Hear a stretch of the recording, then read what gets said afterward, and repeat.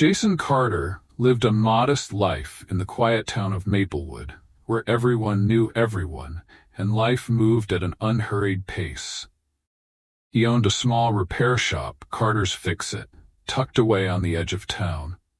For years, the business had supported him well enough, but lately, things had gotten tough. The economy wasn't what it used to be, and customers weren't coming in as often. Bills piled up on his kitchen table, and Jason often found himself working late into the night just to keep the lights on. Despite the challenges, Jason had always believed in one thing: kindness. His parents had raised him to help others whenever he could, no matter how hard things got for him. It was a belief he carried with him through life, and even in his toughest moments, he tried to live by it. Jason knew that his own struggles didn't excuse him from being a decent human being. It was a chilly afternoon in early November when Jason's life took an unexpected turn. He had just finished a long day of work and was driving home along Route 17, the winding road that led out of town. The sun was setting, casting a warm orange glow over the barren trees that lined the road. Jason was tired, his mind occupied with thoughts of overdue bills and how he was going to keep the shop running through the winter. As he rounded a bend in the road, Jason noticed a car pulled off to the side, its hood popped open. An older man was standing next to it, his face lined with frustration and weariness. Without hesitation, Jason slowed his truck and pulled over. He rolled down his window and called out, "Need some help?" The man looked up, clearly surprised by the offer. His face softened, and he gave a small, tired smile. "I've been trying to get this thing started for hours," he said, his voice raspy from the cold. "But I'm no mechanic." Jason stepped out of his truck, pulling his worn jacket tighter against the biting wind. "Let me take a look," he said, walking over to the car. The man introduced himself as Henry Mitchell, a veteran who had served in the Army many years ago. Now retired, Henry had been on his way to visit his daughter and grandchildren in a nearby town when his car had broken down. Jason wasn't a mechanic by trade, but he had worked on enough engines over the years to know his way around a car. After a few minutes of poking around under the hood, he figured out the problem: just a loose wire. It wasn't a big fix, but it was enough to get the car running again. Henry let out a deep sigh of relief when the engine roared to life. "Thank you," he said, shaking Jason's hand. "I don't know what I would have done if you hadn't stopped." Jason shrugged it off with a smile. "Just glad I could help," he said. "You take care now, all right?" As Jason got back into his truck and continued home, he didn't think much of the encounter. It was just one small act of kindness, nothing out of the ordinary. But little did he know, that simple gesture would set off a chain of events that would change his life forever. The next morning, Jason woke up to the sound of his alarm blaring from the nightstand. He groaned, rolling over to hit the snooze button before forcing himself out of bed. It was another chilly day, and he had a long list of things to do at the shop. As he shuffled into the kitchen to make his morning coffee, he couldn't shake the tiredness that seemed to cling to him lately. Business was slow, and the weight of his financial problems was starting to wear him down.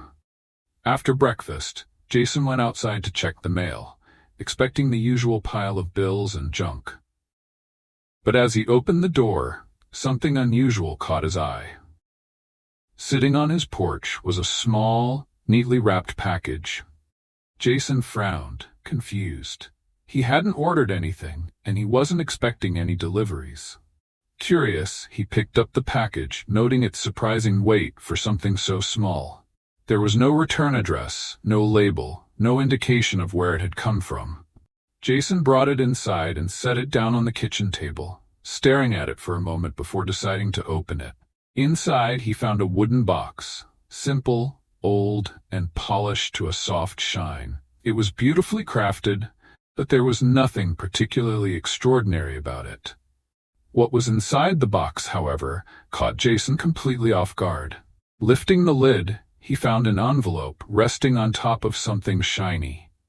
Jason carefully unfolded the envelope and read the short, handwritten note inside.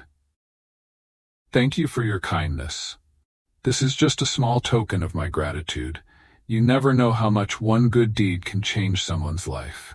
There was no signature. Puzzled, Jason looked inside the box again and found a shiny gold coin nestled beneath the note. The coin looked old, ancient even. Its surface was worn, but it still gleamed in the morning light. Jason turned it over in his hands, examining the strange markings etched into the metal. He had never seen anything like it. Jason sat back in his chair, trying to process what had just happened. His mind immediately went to Henry, the veteran he had helped the day before. Could this mysterious gift have come from him? It seemed unlikely. How would Henry have known where Jason lived, or even that he would appreciate something like this? And why a coin? As the questions swirled in Jason's mind, he couldn't shake the strange feeling that this was more than just a thank you gift. There was something about the coin, something that made his heart race with curiosity and a sense of excitement he couldn't explain. For the rest of the day, Jason couldn't stop thinking about the mysterious coin. It was unlike anything he had ever seen, and the note that accompanied it only added to the intrigue. Who had sent it, and why? That evening, Jason decided to do some research. He grabbed his laptop and started searching for information on old coins, trying to find anything that resembled the one now sitting on his kitchen table. He found a few similar-looking coins from ancient civilizations, but none that matched the exact design of the one he had received. The more he looked into it, the more he realized that this coin might be worth something, maybe even a lot. The thought of the coin's potential value sent a jolt of excitement through him. His mind raced with possibilities. If this coin was valuable, it could be the solution to all of his problems. He could pay off his debts, fix up his shop, and finally get ahead. But as Jason stared at the coin, something held him back. He wasn't sure what it was, maybe the strange circumstances of how he had received it, but he felt hesitant to jump to conclusions. There was a sense of mystery surrounding the coin that he couldn't shake, and a part of him wondered if there was more to this than just money. The next morning, Jason made a decision. He would visit the local coin shop in town to get an expert's opinion. Maybe the shop owner, Mr. Grant, could tell him more about the coin and its origins. He wasn't ready to sell it just yet, but he wanted to know what he was dealing with. The story will continue to build from here, with Jason delving deeper into the mystery of the coin and how it will shape his life moving forward. We'll introduce more characters, complications, and moral questions as the story unfolds. Would you like me to continue writing the next few chapters, or would you prefer to give more specific direction on character arcs, themes, or pacing? Let me know how you envision the development of the story. Jason stepped through the door of Grant's Curiosities, the small shop that had been a fixture in Maplewood for decades. The smell of old leather, antique wood, and dust filled the air as the doorbell chimed behind him. The shelves were lined with all sorts of unusual items, vintage pocket watches, ancient maps, and trinkets that seemed like they belonged in a museum. At the back of the store stood Mr. Thomas Grant, the owner, and town expert on all things rare and valuable. He was a thin, wiry man with glasses perched on the tip of his nose, and his keen eyes missed nothing. He had a reputation for being able to assess the value of anything that crossed his counter. Jason had only visited the shop a few times, mostly for repairs on some old tools. But he knew Mr. Grant had a particular interest in coins. "Morning, Mr. Grant," Jason said, trying to keep his voice steady. His heart raced with anticipation as he approached the counter. "Jason Carter, isn't it?" Mr. Grant said without looking up from the book he was leafing through. "What brings you in today?" Jason carefully pulled the wooden box from his jacket pocket and placed it on the counter. I've got something I think you might want to take a look at. Found this on my porch the other day, just showed up out of nowhere." That caught Mr. Grant's attention. He set the book aside and peered down at the box with interest. "Mysterious package, you say?" he murmured, reaching for the lid.